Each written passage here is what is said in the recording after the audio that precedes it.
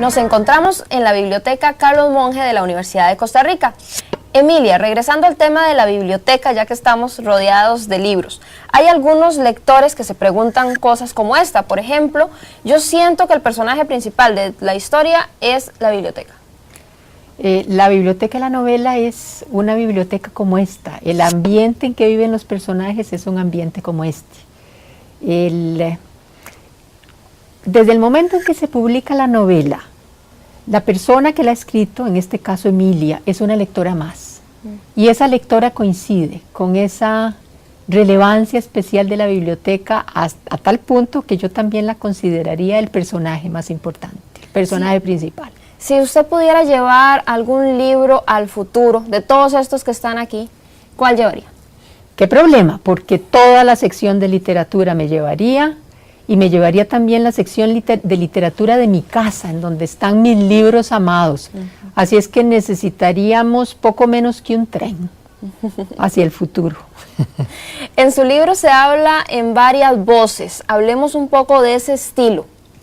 La referencia al Decamerón es imposible de soslayar. Desde el momento en que pensamos en 10 personajes que tienen que aislarse en una situación de peste, de contaminación, y que se dedican a contar historias, la referencia a esa tradición literaria, Boccaccio y el Decamerón, pues es inevitable.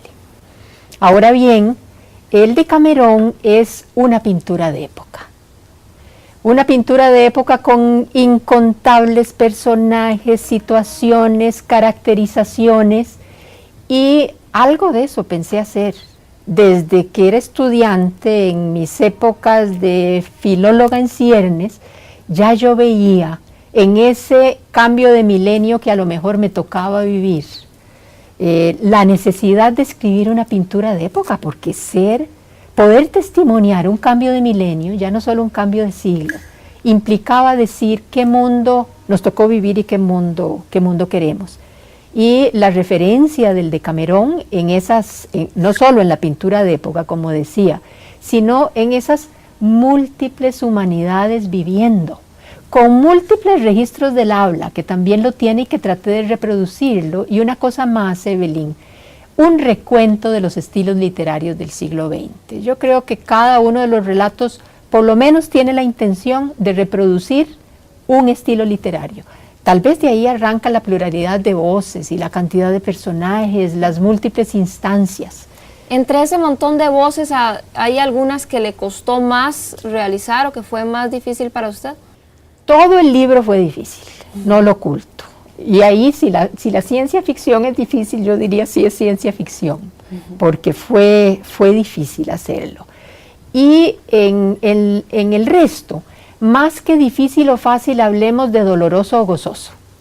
Ciertos segmentos me resultaron profundamente dolorosos. Podría referirme al que tiene como nombre Muerte en 3 tiempos y epílogo con fondo de María Callas, o el segmento que tiene por título Más allá de la frontera.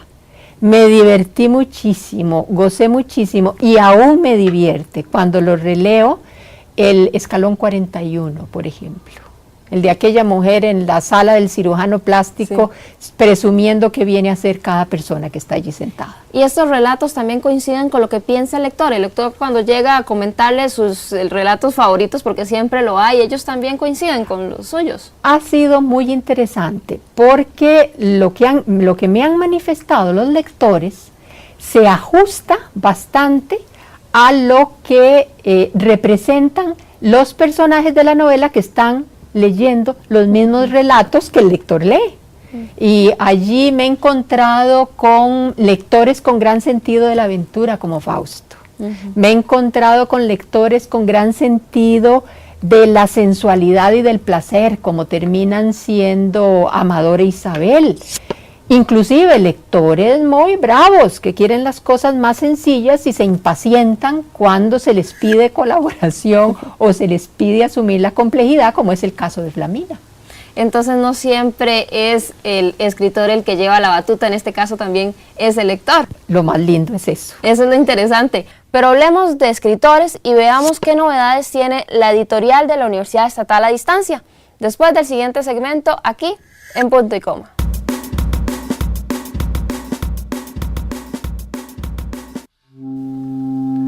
Otra novela que acaba de ser publicada por la UNED y que es considerada ciencia ficción es Herido de sombras, de Mario Saldívar, quien recrea la vida del científico Clorito Picado, pero además le agrega un toque de fantasía, conflictos amorosos e investigaciones policiales. Herido de sombra nace de la búsqueda de la eterna juventud, pero conforme va avanzando su lectura nos encontramos con un escritor que se autosecuestra y con un triángulo amoroso. Una excelente lectura, se la recomendamos.